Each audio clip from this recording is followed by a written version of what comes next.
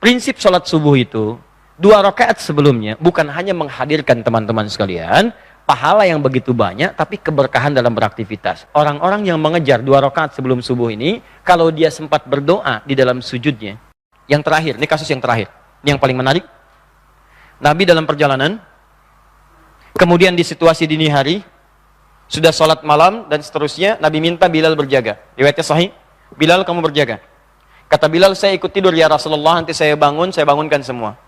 Kata Nabi, kamu berjaga. Saya ikut tidur ya Rasulullah, baiklah kamu tidur. Tapi sebelum subuh kamu bangun. Ya, kemudian bangunkan yang lain. Apa yang terjadi? Tiba-tiba mereka semua tertidur. Termasuk Bilal. Tidur semuanya, bangun-bangun, sudah merasa matahari sudah menyengat ke pipinya. Pipi Nabi. Artinya pada saat itu, Nabi bangun sudah melewati batas sholat subuh. Batas yang tetap waktunya. Nah, apa yang paling menarik? 2 hal. Hal yang pertama, ketika bangun Nabi katakan, wailak ya Bilal, celaka kamu Bilal. Katanya kamu bangun, ternyata kamu ketiduran juga. Oke? Nah, lalu Nabi ajarkan, kalau kamu belum sanggup mengerjakan sesuatu, jangan memaksakan diri. Serahkan kepada yang lain lebih mampu, atau bermohonlah kekuatan kepada Allah. Ini pelajaran yang sangat penting. Tapi yang paling menarik, Nabi setelah itu minta kepada para sahabat untuk berwudu, kemudian Nabi Bilal mengumandangkan adzannya. Yang paling menarik setelah itu, Nabi tidak langsung mengerjakan sholat subuh, tapi mengerjakan 2 rakaat sebelum subuh ini dulu. Sebelum sholatnya. Bayangkan, saya mau katakan begini, lihat baik-baik. Bu, subuh yang dimaksudkan bukan waktu subuhnya sebelum sholat fardunya. Sebelum dikerjakan sholat fardunya, diawali dengan sholat sunnah dulu 2 rakaat, masih dikerjakan. Nah, para ulama hadis mengatakan, kalau 2 rakaat ini tidak penting pada saat itu, mustahil dikerjakan. Pasti Nabi akan langsung kepada sholat subuhnya yang 2 rakaat. Menariknya, Bilal memberi isyarat, setelah itu sholat sunnah, setelah sholat sunnah kemudian qomat, baru ditunaikan sholat subuhnya. Ini menunjukkan keutamaan 2 rakaat sebelum subuh, itu jauh di atas sholat-sholat sunnah yang lainnya, bahkan yang mengiringi sholat fardu. Ada keutamaan khusus dibanding sholat-sholat yang lain. Jelas? Nah, sekarang saya kembalikan kepada apa yang kita bahas tadi. Jadi saking pentingnya sholat subuh ini, teman-teman sekalian, fokus.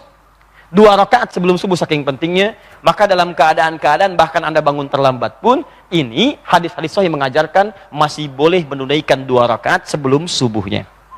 Pertanyaannya, apa keutamaannya? Sampai-sampai itu dijaga, bahkan dalam keadaan seakan terlambat dalam menunaikannya. 1. Hadis riwayat Muslim, ke nomor hadis 725-nya. Tadi sampai 727. Tahan ya, fokus. Rak'atal fajri khairum minad dunya wa ma fiha. 2 rakaat sebelum subuh itu keistimewaannya lebih daripada dunia dan seisinya. Bapak Ibu, kalau saya kasih pilihan, pilih 500.000 atau pilih dunia dan seisinya, pilih mana? Alhamdulillah, normal. Normal. Walaupun pada prakteknya, kadang-kadang tidak begitu. Contoh, bikin broadcast ya, dari sekarang, dan viralkan. Ada satu pengumuman dari Masjid Nurul Bahri di Kelapa Gading, besok Jumat, yang sholat subuhnya ditunaikan di Masjid Kelapa Gading, Nurul Bahri, dan mengikuti datang sebelum subuh, 2 rakaat sebelum subuh dikerjakan di Nurul Bahri, masing-masing akan dapat amplop 500.000. Sampaikan, terbatas 50 orang untuk sab pertama. 500.000. Baik. Pertanyaan saya, setelah pengumuman itu dibuatkan viral, kemudian menyebar, berapa jamaah yang datang ke sini? Pertanyaannya, sejak jam berapa jamaah datang ke sini? Subuhnya 4.25. Orang datang ke sini jam berapa? Jam 1, jam 2. Demi Allah saya katakan, nginap dari sore ini udah pada datang. Padahal itu cuma tulisan di bawahnya, contoh. Anda bayangkan, di contoh aja, dikasih 500.000, diumumkan dari sekarang, nginap sore-sore udah banyak ke sini. Nggak percaya, bikin aja Pak, pengumuman, contoh, di Masjid Kelapa Gading Nurul Bahri, besok akan dibagikan masing-masing 500.000 rupiah. Di awal subuh, bagi 50 orang pertama. Tanda kurung, contoh. Atau nggak usah kasih contoh, kalau Anda benar-benar berniat, silahkan cek berapa yang datang. 4.25 adzan subuh, mulai sore udah datang, malam itikaf dan sebagainya. Wajah-wajahnya nggak pernah Anda kenal sebelumnya.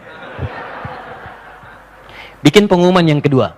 Siapa yang datang ke masjid lebih awal, di waktu subuh, menunaikan 2 rakaat sebelumnya, bahkan di masjid itu, nanti kami akan berikan dengan janji Rasulullah SAW, lebih daripada dunia dan seisinya. Al-Hadis, tuliskan di ujungnya. Pertanyaan saya, berapa yang datang ke masjid ini? Tuh, lihat tuh. Nah, sekarang, jadi Ustadz, yang dimaksudkan lebih daripada dunia dan seisinya ini apa? Apakah materi wujudnya, atau yang lain wujudnya? Nah, ini yang perlu kita sadari, sehingga kita punya pemahaman yang kuat tentang ini. Sampai-sampai Nabi pernah mengilustrasikan, kalaulah tahu tentang kemuliaan ini, bahkan orang akan mendatangi masjid atau sholat itu dengan merangkak. Merangkak itu ada dua pemahaman. Satu, saking padatnya orang datang, sampai bergeraknya itu lambat. Ya, kan kalau orang lambat itu diilustrasikan seperti bayi yang merangkak, lambat geraknya, saking banyaknya, padatnya begitu. Ya. Yang kedua, ada yang mengatakan bahkan orang yang tidak mampu pun akan merangkak datang, saking tahunya manfaat di balik itu. Yang pertama, yang dimaksudkan kata para ulama, makna yang pertama itu adalah terkait dengan pahalanya. Pahalanya itu lebih daripada dunia dan seisinya. Anda bayangkan nggak, teman-teman? Baca Quran aja, satu hurufnya 10 kebaikan. Infak paling minimal 700 kebaikan. Datang ke majelis ilmu mendapatkan pahala 700 kebaikan. Tapi kalau 2 rakaat sebelum subuh, langsung jumlahnya lebih daripada dunia dan seisinya. Bukan 10, bukan 20, bukan 100, bukan 700. Lebih daripada dunia dan seisinya. Maksudnya, susah ngitungnya. Banyak ya? Banyak pahala.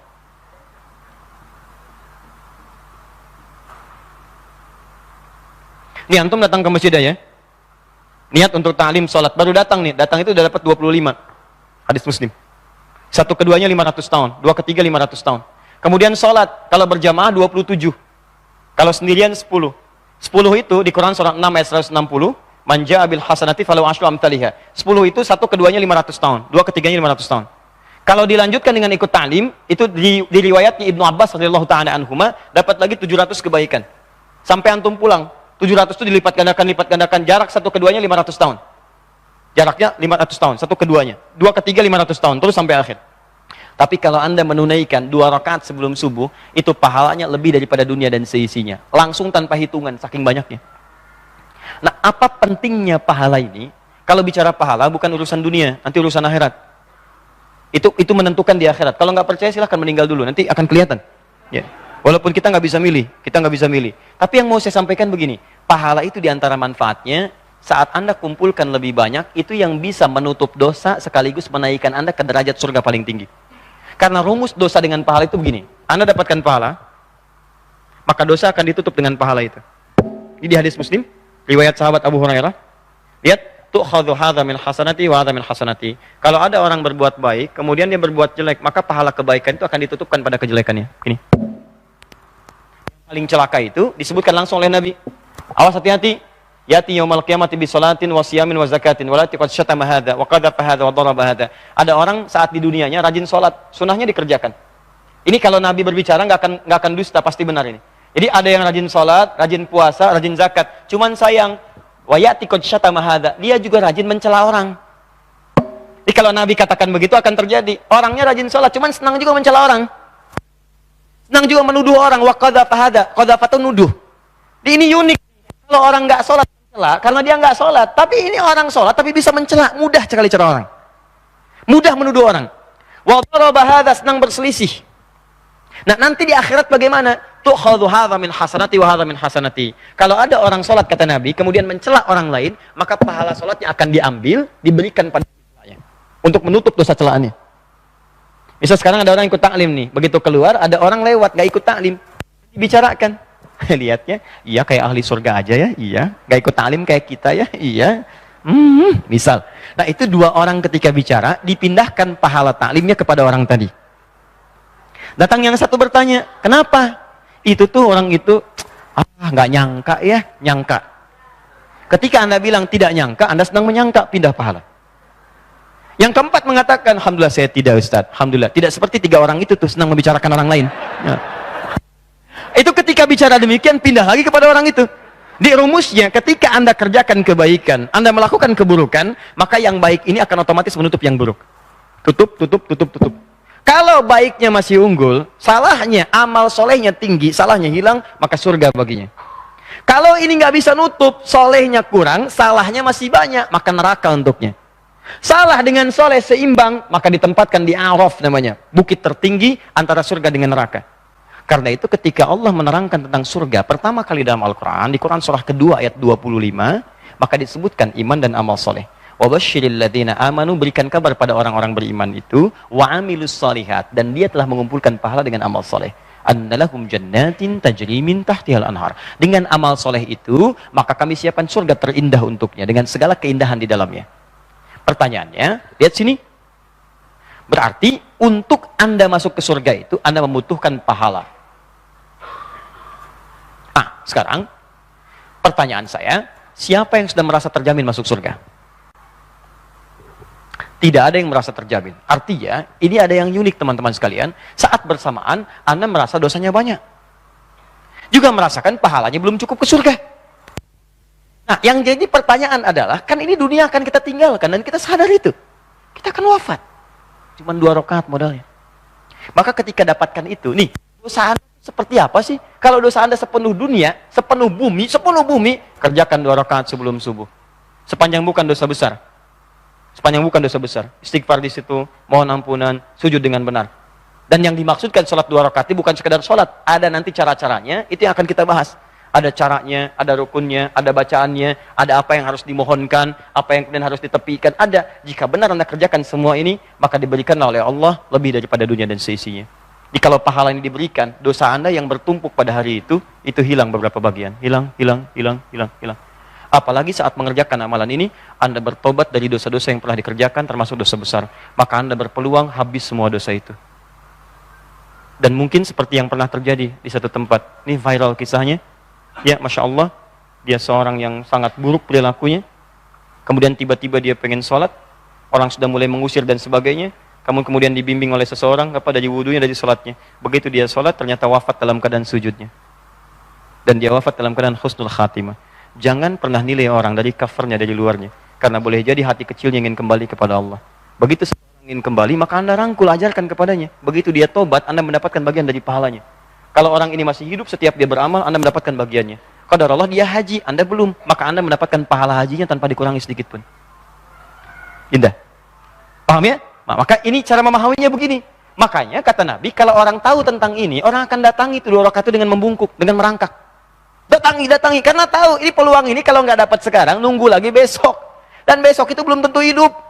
Itu masalahnya. Jadi kalau Anda sia-siakan yang sekarang, makanya setannya itu kadang-kadang demikian, Pak. Dipaksa nonton malam, begadang lewat, subuhnya lewat, 2 rakaat yang nggak dapat, dipaksa nunggu besoknya lagi. Sedangkan besok Anda belum tentu hidup. Ya, begadang jangan begadang lah, kecuali ada perlunya, kan? Nabi juga begadang, ya kecuali ada perlunya. Ada perlunya, silahkan diskusi dengan sahabat dan selesai, beliau istirahat. Jelas sampai sini? Nah, jadi kenapa ini sholat kita harus paham sampai ke titik ini, sampai ke titik yang paling dalam. Kenapa dikejar? Kenapa masih ditunaikan? Kenapa seakan-akan terlambat tapi masih ditunaikan juga? Karena yang diburu bukan cuma 2 rakaatnya, tapi keutamaan di baliknya. Itu poinnya.